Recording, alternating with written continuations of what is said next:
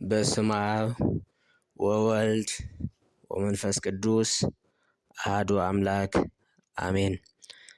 ክቡራት ተኸታተልቲ ቻነልና ንሎሚ ሒዝናልኩም ቀሪብና ዘለና ብዛዕባ ገዳም አቡነ አልኤፍ እዩ። እዚ ገዳም እዚ ኣዝዩ ዘድንቕ ታሪኽ፣ ሰሓባይ ጂኦግራፍያዊ ኣቀማምጣ፣ ፍሉይ መንፈሳዊ ዕግበት ዘለዎ ጥንታዊ ገዳም እዩ። ስለ ዝኾነ ድማ ክሳብ መወዳእታ ክትከታተሉና ብኽብሪ ንዕድም። ገዳም አቡነ አልኤፍ ካብ ጥንታዊትን ታሪኻዊትን ከተማ ዓድዋ ንኣንፈት ሰሜን ተበጊስና ኣብ ዓውደ ኹናት ኢትዮ ጣልያን ዝነበረ እንዳማርያም ሸዊቶ ምስ በጻሕና ንኣንፈት ምዕራብ ተጓዒዝና ኣብ ኣሕሳ ወረዳ እንረኽቦ ጥንታዊ ገዳም እዩ። እዚ ገዳም ካብ ኣኽሱም ኣስታት 65 ኪሎ ሜትር ርሒቑ ዝርከብ እዩ። ገዳም አቡነ አልኤፍ ብአቡነ አልኤፍ ዝተመስረተ ኣብ ሻድሻይ ክፍለ ዘመን ዝተገደመ ገዳም እዩ። አቡነ አልኤፍ ድማ ካብቶም ኣብ መወዳእታ 5ይ ክፍለ ዘመን ናብ ብሔረ ኣግዓዚት ዝመፁ 9 ቅዱሳን ሓደ እዮም። ተስዓቱ ቅዱሳን ብ451 ዓመተ ምህረት ኣብ ጉባኤ ከልቄዶን ዝተወሰነ ኢየሱስ ክርስቶስ ክልተ ባህሪ ኣለዎ ዝብል ዝስሕት ውሳኔ ስለ ዘይተቐበልዎ መከራን ስደትን ስለ ዝበፅሖም ናብ ብሔረ ኣግዓዚት መፂኦም እዮም። ብምኽንያት ጉባኤ ከልቄዶን ቤተ ክርስቲያን ኣብ ክልተ ተኸፊላ እያ። ጉባኤ ከልቄዶን ዝተቐበሉ ምስራቃውያን፣ ጉባኤ ከልቄዶን ዘይተቐበሉ ኣብያተ ክርስቲያናት ድማ ወይ ድማ ክርስቶስ ሓደ ኣካል ሓደ ባህሪ ኢለን ዝኣምና ኣብያተ ክርስቲያናት ግብፂ፣ ኢትዮጵያ፣ ኣርመን፣ ህንዲ፣ ሶርያን ኤርትራን እየን። በዚ ውሳኔ መሰረት እንበኣር እቶም ጉባኤ ከልቄዶን ዘይተቐበሉ ህዝብታት ግፍዕን መከራን መቕተልትን የጋጥሞም ነበረ። እቶም ተስዓቱ ቅዱሳን እምበኣር ካብዚ መከራ ንምምላጥ ወልዲ ዋህድ ኢላ ብተዋህዶ እትኣምን መዕረፊ ታቦተ ጽዮን ዝኾነት ብሔረ ኣግዓዚት ንኺድ ብምባል ብመሪሕነት ቅዱስ ገብርኤል ናብ ኣኽሱም ኣትዮም እዮም። ተስዓቱ ቅዱሳን ቅድሚ ናብ ከተማ ኣኽሱም ምእታዎም ኣብ ደብረ ቢዘን፣ ደብረ ባረክናሃ፣ ደብረ ሰመርናሃ ዝተቐመጡ እንትኾኑ ኣብቲ ዝዓረፍሉ ቦታ ወንጌል እናምህሩ፣ ሕሙማት እናፈወሱ፣ ተኣምራት እናገበሩ ጸኒሖም እዮም። እዞም ቅዱሳን ዝገበርዎ ኩሉ ድማ ኣብ መላእ ብሔረ ኣጋዚ ይስማዕ ነበረ። በዚ መሰረት መልአከ እግዚአብሔር ቅዱስ ገብርኤል ናብ ኣኽሱም ንኽኣቱ መርሖም እሞ ኣብቲ እዋን ዝነበረ ንጉሰ ነገሥት እላሜዳ ብድሙቕ ሃይማኖታዊ ስርዓት ተቐበሎም። ኣብ ቤተ ቀጢን ጉባኤ ክቕመጡ ድማ ፈቐደሎም። ኣብ ቤተ ቀጢን ብሓድነት ቋንቋ ግዕዝ እናተምሃሩ ብጾም ብጸሎት 12 ዓመት ምስ ጸንሑ ናብ እምባ ሰሎዳ ዓድዋ ብምኻድ 3 ዓመት ተቐሚጦም እዮም።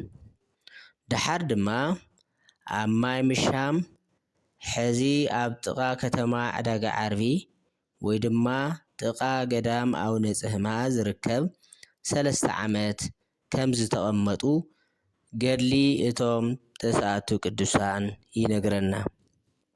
ድሕሪዚ ሕድሕዶም ብጸሎት ብሱባኤ ዝቕመጡሉ ቦታ ብሱባኤ ምስ ተገለጸሎም ነናብ ሕድሕዶም ሃገረ ስብከት ተፈላለዩ። በዚህ መሰረት አቡነ አሌፍ ናብ ሕሳኣ ብምምጻእ ቀትሪ ወንጌል እናምህሩ ለይቲ ብጾምን ብጸሎትን 70 ዓመት ኣብቲ ገዳም ተቐሚጦም እዮም።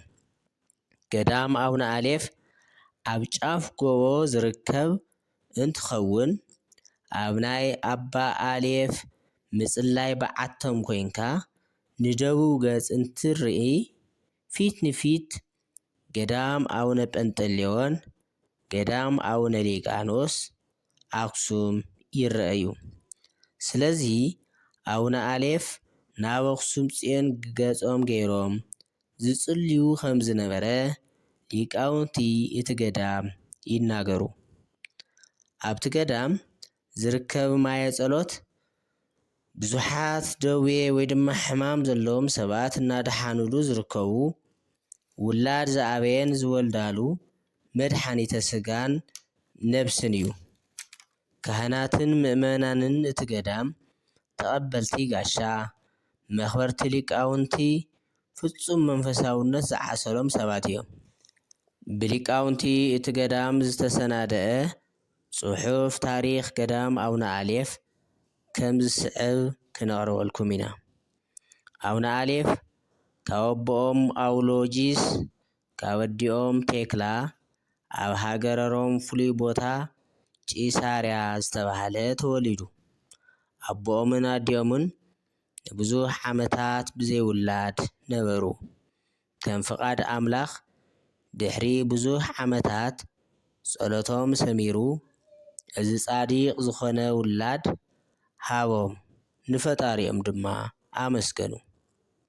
መንፈሳዊ ትምህርቲ ንኽመሃር ናብ ገዳም ኣስቄጥስ ናብ ኣባ ጳጉሜስ ወሰድዎ። ብናይ መንፈስ ቅዱስ ጸጋ መጻሕፍቲ ብሉያትን ሓዲሳትን ተማሃረ። መምህሩ ሓደ ራእይ ይርእዩ እሞ ከምዚ ኢሎም ይነግርዎ፣ ንስኻ ልዑል ኢኻ፣ ናይ መንፈስ ቅዱስ ጸጋ ምሳኻ እዩ፣ ብስምካ ቤተ ክርስቲያን ከነጸልካ እዩ፣ ንስኻ ንብዙሓት ናብ ርትዕቲ ሃይማኖት ክትምልስ ኢኻ በልዎ። ብምቕጻል ድማ ናይ ምንኩስና ልብሲ ኣስኬማ ኣልበስዎ። ብድሕሪኡ ምስቶም ተስዓቱ ቅዱሳን ብክንፈ መላእክት ተዓጂቦም ናብ ብሔረ ኣጋዚ ኣኽሱም ጽዮን ብንጉስ እላሜዳ ኣብ መወዳእታ 5ይ ክፍለ ዘመን መጹ።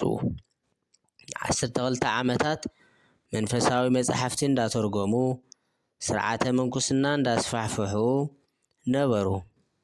ብድሕሪኡ ድማ በቦታና ንሓዝ ኢሎም ሱባኤ ኣተው። ንኹሎም ድማ ዝተፈላለየ ቦታ በጽሖም። ንኣቦና አቡነ አሌፍ ድማ ኣሕሳኣ ባራይ ፍሉይ ቦታ ደብረ ማህው ብሕዛ ዕዳጋ ሐሙስ ዝተባህለ ቦታ በጽሖም። ኣቦና አቡነ አሌፍ ብዓድዋ ገይሮም ኣብ ማይ ዳዕሮን ማይ ጨውን ወንጌል እንዳሰበኹ ማየ ጸሎት እንዳፍለቁን ብዙሓት ተኣምራት እንዳፈጸሙን መጹ። ኣብዚ ገዳም ምስ በጽሑ ሓደ ዓብይ ገበል ጸንሖም እሞ ናብኡ ምስ ቀረቡ ነቲ ረድኦም ወሓጦ። ንሶም ድማ ብናይ እግዚኣብሔር ሓይሊ ብትእምርቲ መስቀል ኣማዕቲቦም ጸልዮም ኣውፃኣዮ ኢሎም ኣዘዝዎ። ምንም ከይለኸፎ ኣውፅኦ። ንሶም ድማ በቲ መስቀሎም ኣማዕቲቦም መታተርዎ እሞ በድኑ ድማ ብንፋስ ተበተነ። ናይቲ ገበል ኣሰረ ደሙ እውን ክሳብ ሕዚ ኣብ መውፅኢ እቲ ገዳም ይርከብ። ገዳም አቡነ አሌፍ ንልዕሊ 1500 ዓመታት ዘውፀረ ገዳም እዩ። ከምኡ እውን ብዙሓት ዘመን ተሻገርቲ ዝኾኑ መንፈሳዊ ቅርስታት ዝወነነ ገዳም እዩ። ካብኣቶም ድማ ደብረ ሲና አቡነ አሌፍ 70 ዓመት ዝጽልዩላ ከምኡ እውን ኣኽሱም ጽዮንን ጽርሐ ኣርያምን ዝምልከቱላ ዝነበሩ በዓቲ ህዝበ ክርስቲያን ዝባረኽሉ ዝነበሩ ክቡር መስቀል ማየ ሳፍር ወይ ድማ ማይ ብስፍሪ እቲ ማይ ካብ ማይ ዮርዳኖስ እቲ ጸበል ድማ ካብ ጎለጎታን ጌቴሰማኒን እዮም ኣምፂኦሞ። ተኣምራት ዝተፈጸመላ ዕፀ ኣውሊዕ ናብቲ ገዳም ክወፁ እንተለዉ ዘዕረፉላ እምኒ ወይ ድማ ምዕራፈ ጻድቃን ካብቲ ገዳም ዝፈልቁ 4 ኣፍላጋት ከምኡ እውን ብዓይኒ ስጋ ዘይረኣዩ ከምኒ ደብረ ማህው ብዙሓት መንፈሳውን ተኣምራውን ቅርስታት ዝሓዘ ገዳም እዩ። ብተወሳኺ ድማ ብዙሓት ህዝበ ክርስቲያን ዝፍውስሉ ቃል ኪዳን ዘለዎ ተኣምራዊ ናይ ኣቡነ ናዝራዊ ጸበል ወይ ድማ ማየ ጸሎት ኣብዚ ገዳም እዚ ይርከብ። ኣቦና ኣቡነ ኣሌፍ ኣብዚ ገዳም ንብዙሕ ዓመታት ብዙሕ መንፈሳዊ ተጋድሎታት ፈጺሞም እዮም። ቅዱስ ወንጌል ይሰብኩ ብዙሓት ተኣምራውን ይገብሩ ነይሮም። እግዚአብሔር ኣምላኽ ስለቲ ጽኑዕ መንፈሳዊ ተጋድሎኦምን ጽንዓቶምን መጋቢት 11 ቃል ኪዳን ሃቦም። ዝኽርኻ ዝገበረ ብሽምካ ውላዱ ዝሰመየ ቤተ ክርስቲያንካ ዝተሳለመ ዝሃነፀን ዘህነፀን መጽሓፍ ገድልኻ ዝጸሓፈን ዘጽሐፈን ዘንበበን ዝሰምዐ